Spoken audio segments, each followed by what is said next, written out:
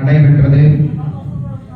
அதனைத் தொடர்ந்து இப்பொழுது 3ஆம் கால யாக வேள்விகள் ஆரம்பமாக இருக்கிறது. ஆங்காங்கே இருக்கும் பக்த மையன்பர்கள், ஆன்மீக மையன்பர்கள் அனைவரும் இந்த வட்டபந்தன மகாகும்பாபிஷேகம் குடமடக்கு பெருஞ்சாற்று பெருவிழாவில் கலந்து கொள்ளுமாறு விழா கமிட்டியின் சார்பாக அனைத்து பொதுமக்கள்,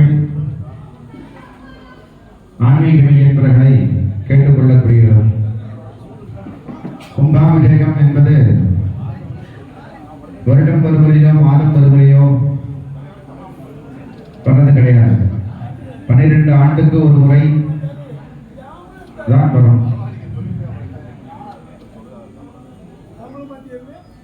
மாதம் பௌர்ணமி பூஜை, சங்கட சதுர்த்தி பூஜைகள்லாம் நடைபெறும்.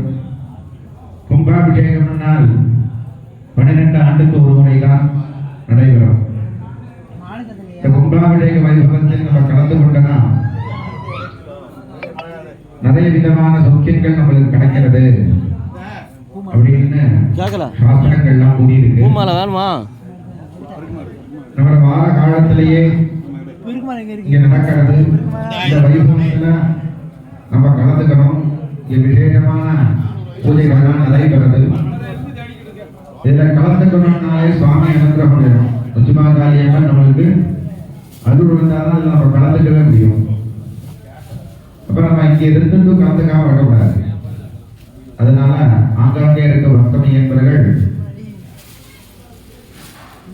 திரளாக ஆலயத்துக்கு வந்திருந்து எல்லாம் வல்ல உச்சிமாகாளி அம்பிகையின் அருளுக்கு பாத்திரமாபடி எல்லாம் வல்ல அம்பிகையை பிரார்த்தனை பண்ணி விழா கமிட்டி சார்பாக கேட்டுக்கொள்ள வேண்டும்.